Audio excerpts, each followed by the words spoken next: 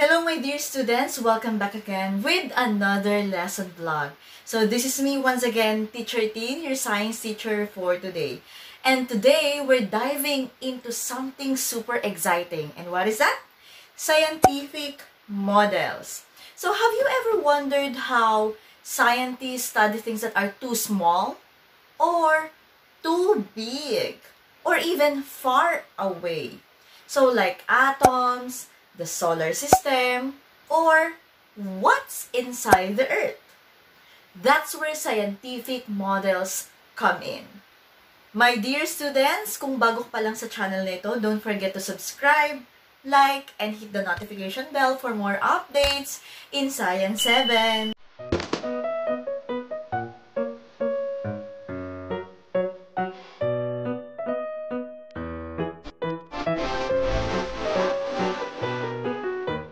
Hello my dear students, so welcome to another vlog. This is Science 7 Quarter 1, Lesson 1, and for today's lesson, we will be discussing about scientific models. So in this lesson, we will explore what scientific models are, why scientists use them, and how can you make one too. Ano nga ba pag sinabi nating scientific models? So let's define scientific models. So when we say scientific models, these are the representations of concepts, systems, or ideas. So they take in many forms, such as it can be 3 or 2-dimensional objects or diagrams. It can be mathematical equations or computer simulations.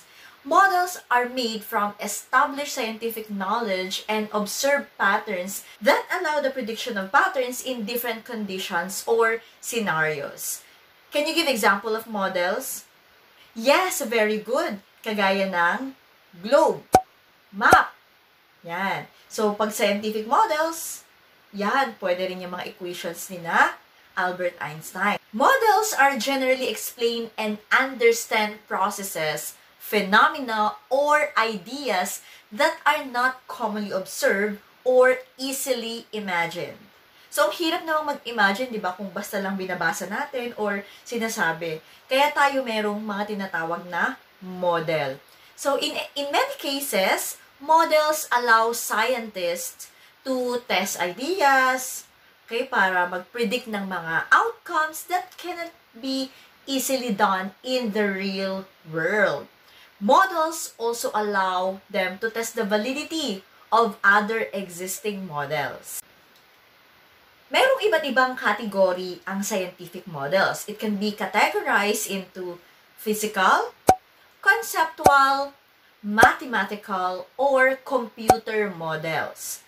Ano naman pag sinabi nating physical models? Physical models are tangible objects that help one understand a concept or process. Ano ba pag sinabi nating tangible? Ibig sabihin, nahahawakan, kaya nga physical, di ba? Okay, so it is a 3-dimensional constructed copy of an original object that matches each characteristics, such as shape. And in some cases, physical model represents an abstract idea. So yung parang napakalabo na makakuha tayo ng ganun. Pero eto siya. Anong example ng globe? Ano ba ang representation ng globe? Tama! It represents the Earth. So physical models can be life-size replicas or scale models. Pwedeng kung gano'n siya kalaki, ganun din ang magiging modelo natin. 'Di ba? Kung nakapapansin niyo ito yung wax model ni Pia Wurtzbach, 'di ba? Yung ginawa na model nun, kasing laki din ni Pia Wurtzbach. So that is an example of replicas that can be a life-size replicas. Sometimes it can be smaller than the real one. Okay, it is smaller than the original objects, but otherwise identical. Anong example nun? Yes, uulitin ko, yung globo. Pwede rin yung mapa. A 3-dimensional or a 2-dimensional model. Bakit yung Earth?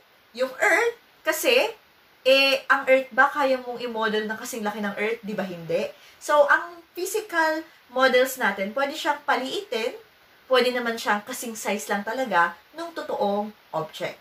And of course, the model of human skeletal system. Nakakita na ba kayo ng skeletal system sa laboratory, sa science laboratory room nyo.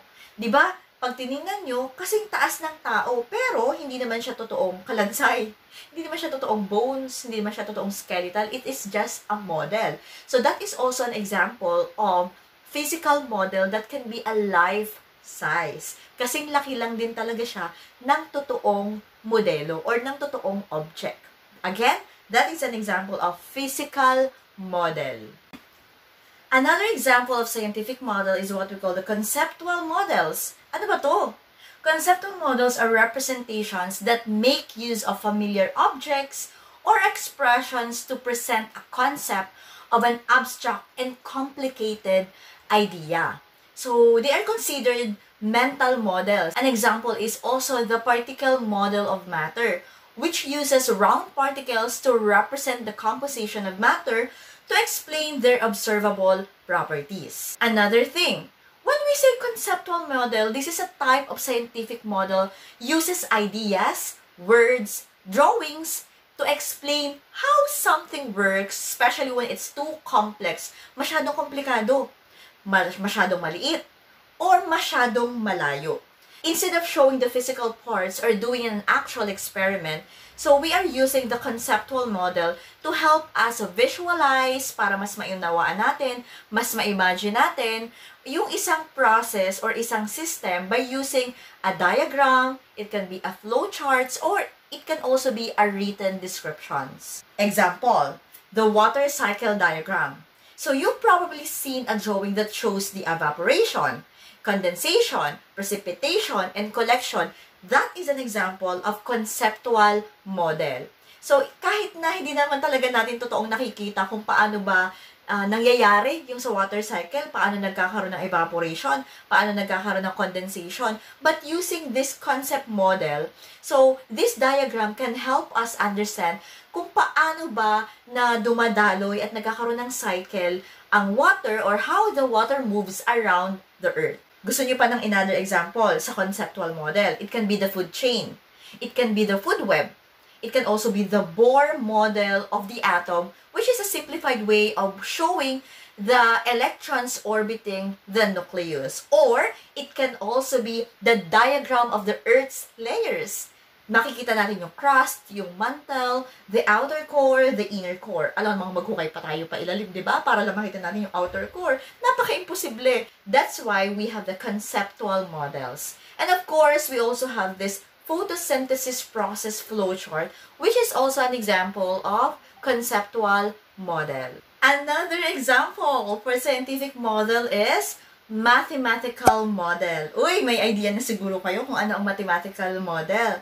So, mathematical models quantitatively represents relationships, patterns, and behaviors using equations. Tama kayo.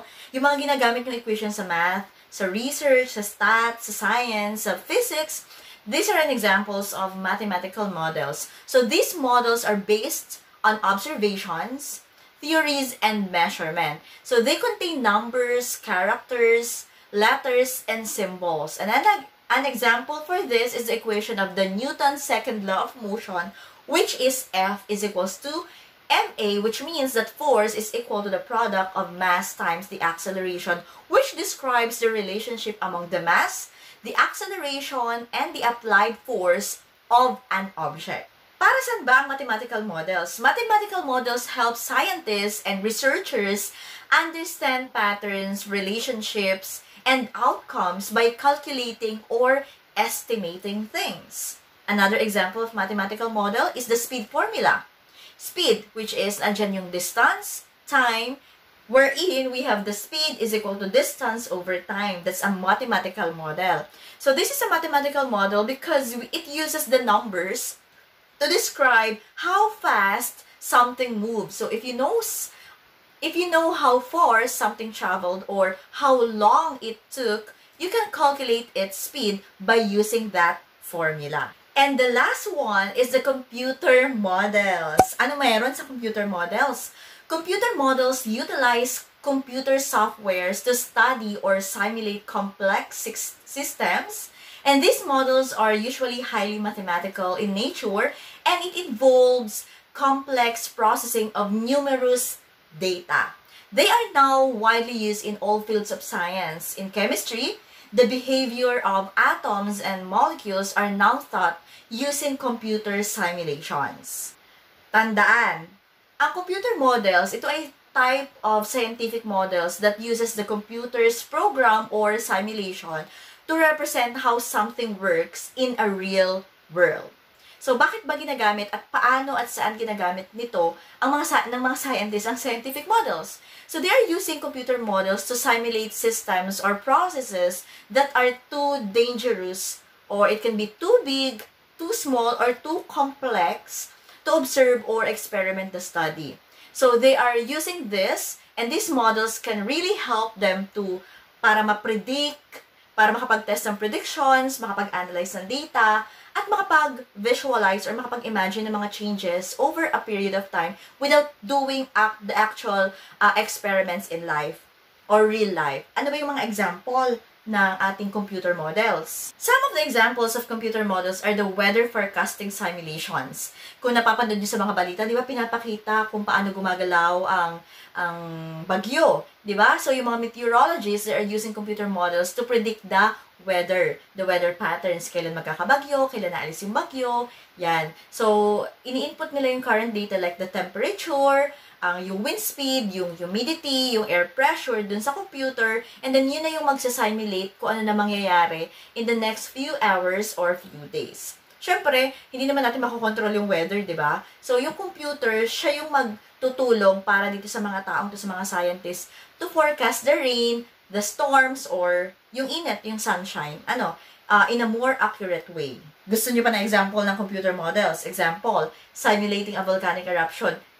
Kaya ba nating mag-simulate ng volcano sa totoong buhay? Di ba hindi? We can use the computer models to simulate the volcanic eruption. Another one, modeling of a spread of a disease. Tingnan yung nangyari sa COVID-19 noong 2020. Di ba ang dami din napapanood na pinapakita lang sa screen kung paano ba kumakalat at paano gumagalaw ang virus or yung disease na yon. Another one is the earthquake simulations. Siyempre, wala naman talaga makakapag-predict kung paano rin i-experiment in real life ang earthquake. No, but we have the computer models that help us to simulate the earthquake. And another one is the virtual cell models that show the parts and function of all. Alright, so to review the scientific models that we have, ano nga yung apat na yon? Alright, we have the physical model, conceptual model, mathematical model, and number 4, we have the computer models. This is the end of our lesson vlog for week 1, lesson 1 about scientific models. In our next vlog, we will be discussing the measurements and data organization in science. So I hope you stay tuned on this channel because this is me once again, Teacher Tin, your science teacher for today. So sa mga bago pa lang dyan, don't forget to subscribe, like, and hit the notification bell for more updates in Science 7. And you can also leave your comment below at ating sasagutin yan. Kung may katanungan pa and you want something more, just leave your comment below and I'll show you what is it. Thank you and have a good day. Bye!